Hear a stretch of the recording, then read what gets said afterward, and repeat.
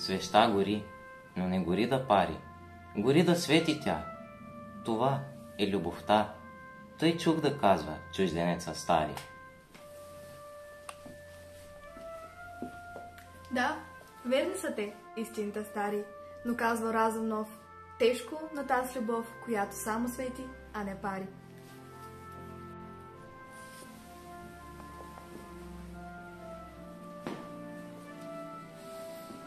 Като всеки един буен огън, душата има нужда от малка искра, която да го разпали.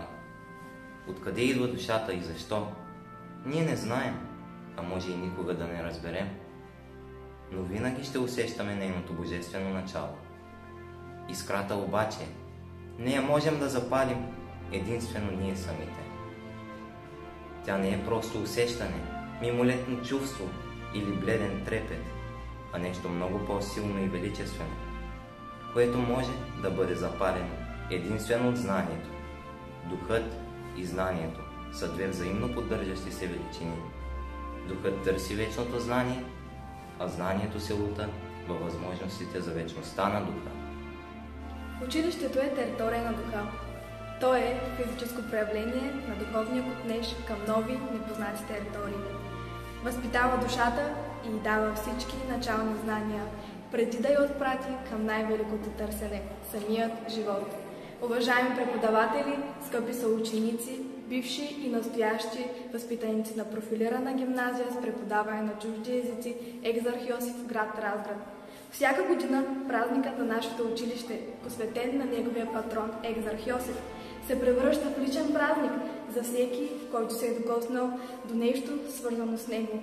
Защото за Разград, профилирана гимназия с преподаване на чужди езици Екзарх Йосиф е символ на духовност и емблематично място. Честването му е вълнуващ миг, който става завинаги в сърцата. Това е празник на много поколения ученици и учители, оставили трайна следа в летописа на училището. Приветствени думи ще отправи нашия директор, господин Пейчо Георгиев. Уважаеми ученици, уважаеми колеги, вече втора година във връзка с ограниченията ние не можем да организираме традиционния ежегоден концерт на гимназията, който винаги се е превръщал в един малък празник, както за нас, работещите и учещи в гимназията, така и за града. Но както и друг път съм казвал, и това ще мине, силно се надявам отново да се върнем към нормалността и да се радваме на празника заедно. 5 май е един хубав ден за гимназията. Това е патронният празник на гимназията и по този повод аз поздравявам всички ученици, учители, родители, бивши възпитаници, като им желая крепко здраве и творчески успехи. Хубав празник на всички!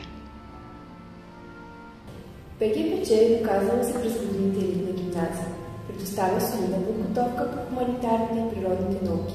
Ние, нейните ученици, излизаме като конкурентоспособни и достойни граждани на света. От позицията на човек, завършващ ГПЧ, смятам, че съм получила възможност за развитие в всяка една сфера и както съм успяла да науча английски език на високо ниво, така съм успяла и да създам приятелства. От страна на учителите всички винаги сме срещали разбиране и сме се разбирали добре както по време на учебния процес, така и извън него. И съм щастлива, че съм завършила тази гимназия, защото освен с знанията и уменията, с които се тръгвам, аз тръгвам и с много незабравими спомени. Прекрасно е, че в нашето училище, освен да получава знания, всяко дете има възможността да развие своя талант. Художници, музиканти, певци, танцори и спортисти превземат терени и сцени и най-вече сърцата на публиката.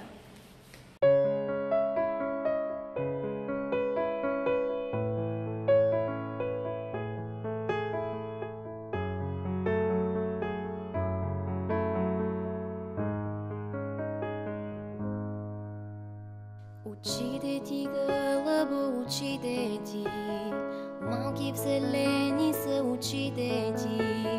Очите ми, гълъбо, очите ми, пълни с тебе са очите ми. Ръцете ти, гълъбо, ръцете ти, мека постеля са ръцете ти.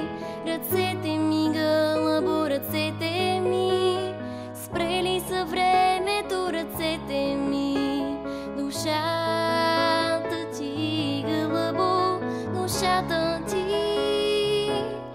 лека и волна е. Душата ти, душата ми, гълъбо, душата ми, твоя е морна е. Душата ми.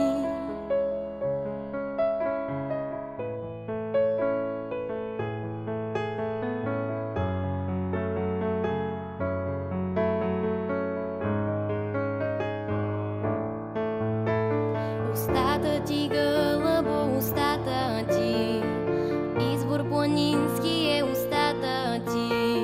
Устата ми, гълъбо, устата ми, огнена лава е устата ми. Душата ти, гълъбо, душата ти, лека и волна е душата ти.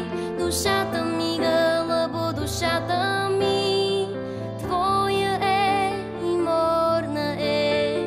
Сърцето ти, гълъбо, сърцето ти,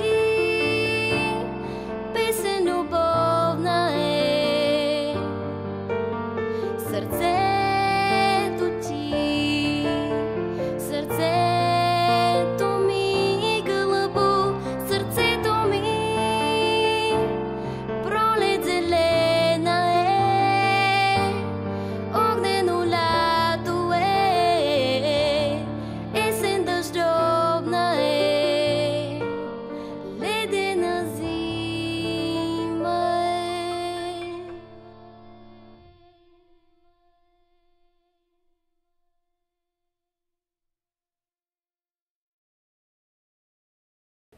На 5 май, рождената дата на Екзарх Йосиф, ние, следовниците на духовното му величие, отново се вглеждаме в благородните му дела, в човешката му мъдрост и прозорливост, в уменията му на изключителен дипломат и политик.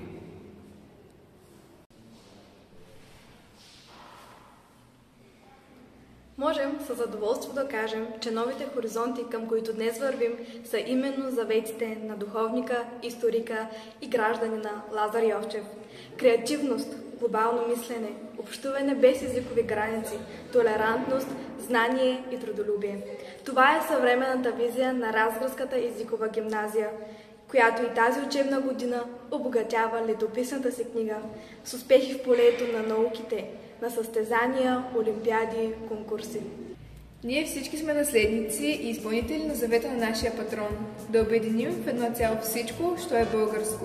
В деня на неговата смърт вестниците в България пишат: българският народ го види от най-мощните свои водачи. Българската дипломация е една от най-крупните си фигури, а общото православие е един от редките свои пастири. Той е великан, действал със спокойствието на дълбок философ, с вярата на строг аскет и с ловкостта на тънък юрист. Заставайки начело на българската църква, на 37-годишния Екзарх Йосиф е съдено да води България, възкръснал за свободен живот. В условията на действащия Берлински договор той е повече дипломат и политик, отколкото православен архиерей. Неуморно се бори да поддържа българския дух на политически разпокъсаната държава, да брани църковно-националните интереси и права на българите от Македония, Беломорска и Одринска Тракия, останали под чужда власт. Открива българска духовна семинария в Цариград. Грижи се за изграждането на църкви, обучението на свещеници, откриването на училища, набавянето на учебни пособия, учители, изпращането на даровити младежи на учение в чужбина. Благодарение на неговата неуморна дейност през учебната 1912-1913 година, в екзархията има вече 1373 училища, 13 гимназии, 87 прогимназии с 78 854 ученици и 2266 учители. Екзархът завещава цялото си лично имущество на народополезни цели. Фонд Екзарх Йосиф I към мъжката гимназия в Разград е в размер на 5000 лева по завещание. Волята на дарителя е годишните лихви да се използват за покупка на книги за бедните ученици.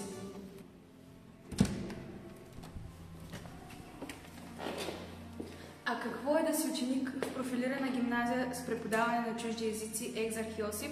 Ще споделят с вас нашите най-малки съученици и приятели, осмокласниците. Училището е един магичен свят, частица от който завинаги остава в живота на човека. За мен този магичен свят се криеше зад стените на старата величествена сграда, центъра на Разград, покрай която минавах за мечтана. Вече година моите мечти са реалност. Магичният свят на езикова гимназия Екзарх Йосиф вече е и моя магичен свят. За мен езикова гимназия е книга с прекрасни истории, в които нейните ученици са участници, но и творци на историите. Щастлива съм, че и аз съм герой от тази книга и след време ще съм и един от нейните автори. Да уча в езикова гимназия Екзарх Йосиф за мен беше мечта, която постигнах с много труд и усилия. Днес трудът и усилията, които трябва да полагам, са много по-големи и ми се струват, уверявам ви.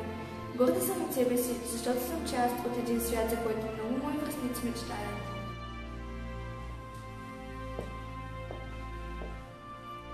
Скъпи преподаватели и съученици, нека си пожелаем да сме здрави, нека си пожелаем да бъдем все така амбициозни и мотивирани, да следваме мечтите си и да покоряваме света. Ние сме уверени, че когато градивната сила на едно училище е неговата отвореност, многоезичност и инициативност, то ще бъде проспериращо. Честит празник на всички!